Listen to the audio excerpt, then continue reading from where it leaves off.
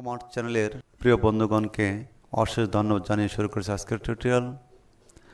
আজকের টিউটোরিয়ালে আমি দেখাবো এক্সেল স্প্রেডশিটের ব্যবহার। আপনারা অনেকেই এক্সেলের কাজ পারেন। অনেক সময় আমাদের এমএস ওয়ার্ডে এক্সেলের প্রয়োজন পড়ে। তাহলে কি আমরা এক্সেলে আমাদের এমএস ওয়ার্ডের প্রয়োজনীয় কাজগুলি করে সেগুলি এমএস ওয়ার্ডে ইনসার্ট করব? না, কোনো প্রয়োজন নেই।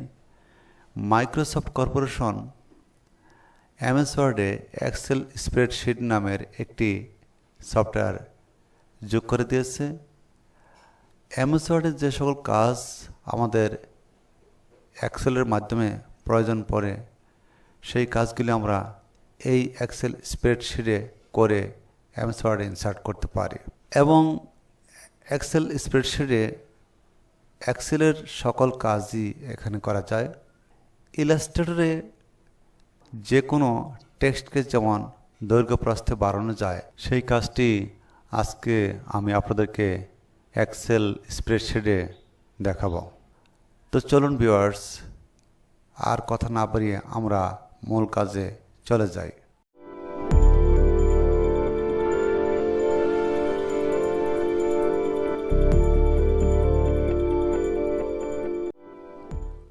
প্রথমে এমএস ওয়ার্ড ওপেন করি। এখন টেবিল থেকে এক্সেল স্প্রেডশিট নেই। প্রিয় ভিউয়ার্স, আমি এখানে যেভাবে করব আপনারা সেভাবে করবেন, তাহলে শিখতে পারবেন।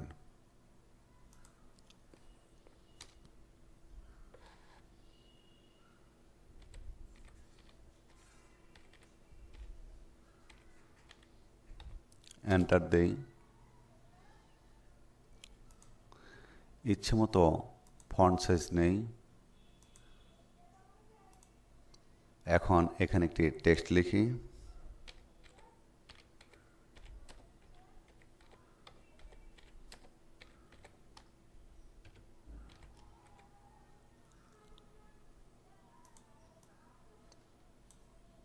আমার ইচ্ছে মতো কালার নেই, আপনারা আপনাদের মতো করে কালার নেবেন।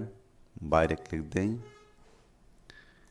গ্রিডের উপর ক্লিক করি, র্যাপ টেক্সট করে নেই, ইন ফ্রন্ট অফ টেক্সট। এখন এই গ্রিডটিকে একটু ক্রপ করে নেই।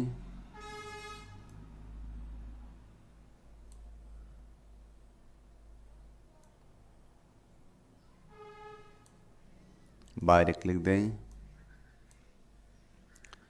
প্রিয় ভিউয়ার্স, এই টেক্সটটির চতুর্দিকে যে পয়েন্টগুলি দেখতে পাচ্ছেন, এই পয়েন্টগুলি দিয়েই আমরা এই টেক্সটটিকে ছোট বড় করতে পারব। মনে রাখবেন, এই কর্নারে যে পয়েন্টগুলি রয়েছে এগুলি ধরে টান দিলে এই টেক্সটটি সমান অনুপাতে বড় হবে এবং ছোট করলে টেক্সটটি সমান অনুপাতে ছোট হবে।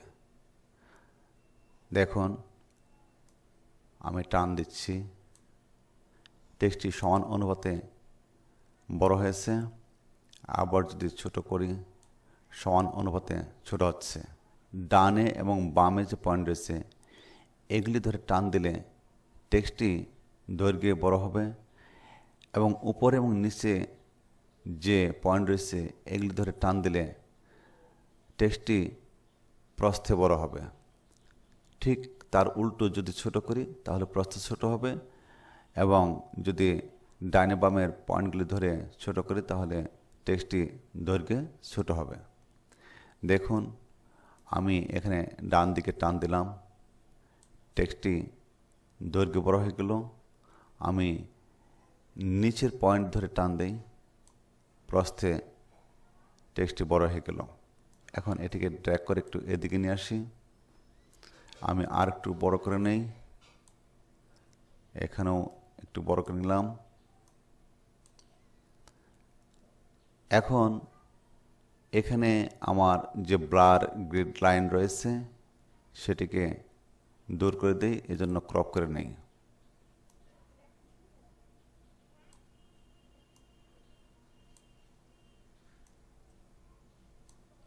বাইরে ক্লিক দিই, এটিকে ড্র্যাগ করে আমার ইচ্ছা জায়গায় রেখে দেই। প্রিয় ভিউয়ার্স, এই টেক্সটটিকে আরও ডিজাইন করা যাবে।